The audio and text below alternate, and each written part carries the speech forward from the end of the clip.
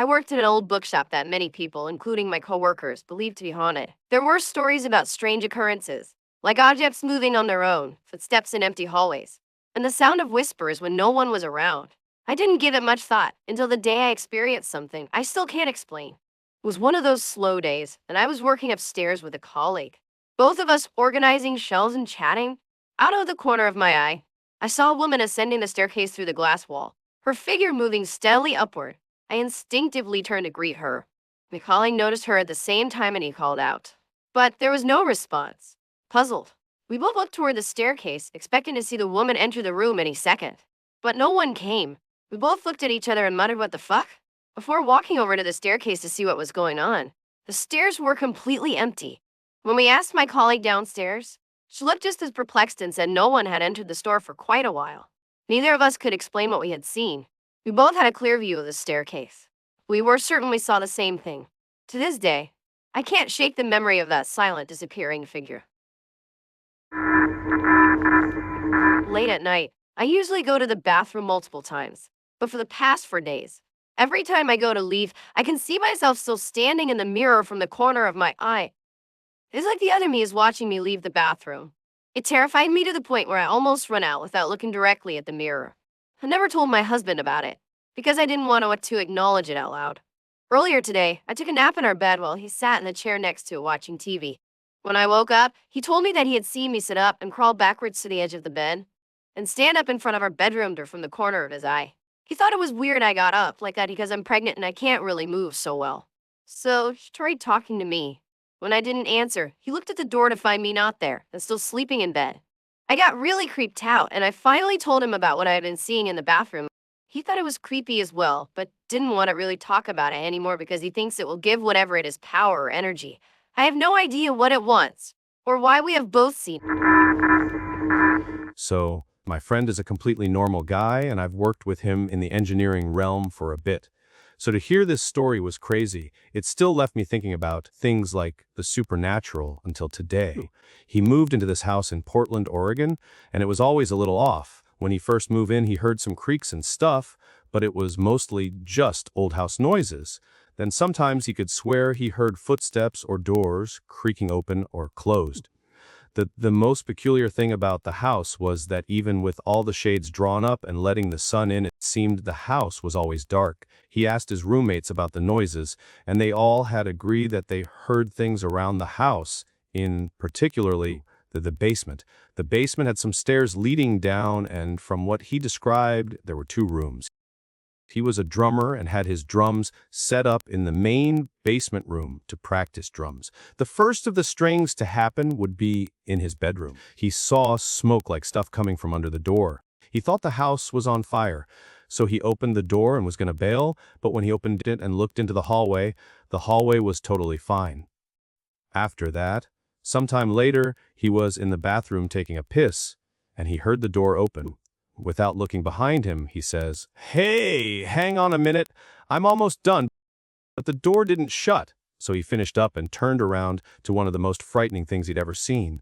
Clearly, in front of him was an apparition of a young girl in a plaid dress, and he looked up, and when he got to her face starting from her feet, there was nothing there, and he could clearly see through her. Just a blank face. He was so scared, he said he didn't even remember putting his pecker back in his pants. He just shut his eyes and ran to the door that he thought was open through the ghost, but then he ran straight into it because apparently it was closed. Frantically, he opened the door without really opening his eyes and scrambled to his bed. And he said he dove in like a little kid and held the sheets over his head until he went to sleep, terrified. Finishing this story, I have such crazy goosebumps. I promise you it's not bullshit, but nobody else believes. A few months back, I read this Reddit thread about strange things kids say. That same night, I casually asked my brother and his wife if their kids had ever said anything weird. They immediately gave each other this shocked look, which got my attention. For the past couple of weeks, they have been hearing my niece talking to someone in her room, but they just figured it was her playing and using her imagination. So they didn't worry much about it. One day, my brother finally asked her who she was talking to. She said it was her new best friend, Stan, who visits her at her window every day. Since her window was close to the ground, they got worried someone might be coming up to it. So my brother started checking every time he heard her talking.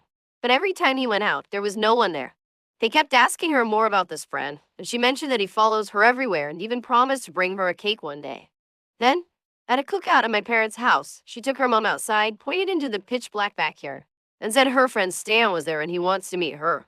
Here's where it gets even creepier. A few days later, my niece was dueling, and my brother noticed that she had written her friend's name on her paper. He laughed and told her, "No, sweetie, that's not how you spell Stan." But she just looked at him and said, "No, it's spelled like this. Stan told me how to spell it. He spelled it out for me." That's when they realized she wasn't talking to some imaginary friend named Stan.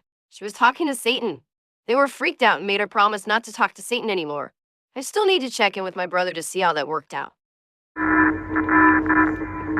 I used to be in charge of cleaning the gymnasium at night. Every student had a job that they had to do either at night or in the morning to help take care of the school. Anyway, I was there by myself that night, getting ready to start sweeping the gym. The gym had 2 floors to it. The upstairs part was the weightlifting area, and you could see it fully from the bottom part of the gym where the basketball court was. As I stepped into the gym, one of the basketballs starts rolling a bit. I look around to see if any doors are open, and none are. I chalk it up to randomness, but see that it is continuing to roll. As I watch it, it makes a full circle around the entire gym and stops right next to my feet. At this point, I'm a bit scared, but figured it was nothing. I heard a creaking coming from the 2nd floor and look up. There is a girl there just staring right at me. As soon as I made direct eye contact with her, she bolts to the stairs. She let out a scream that I cannot describe. I was terrified and frozen in place. Thankfully, she didn't come to me, but took a left and bolted through the main doors of the gym. They didn't open, she just went right through them. I noped the hell out of there. Told some of my friends. None of them believed me. This happened back when we were like in 3rd grade. It was around 7 p.m., right when the sun was almost set. My cousins swore that one of my grandma's friends was in their backyard, knocking on the window and trying to talk to them. Although not entirely strange for her to be back there, she regularly helped my grandma with her garden. At this point, she had been reported missing, and nobody even knew where she was. It was only later that we learned that she was already dead sometime that morning. She had been stabbed several times, and her body was found in a dumpster nearby. I don't know who the freak my cousins saw that night. Thanks for watching. Subscribe 我要一直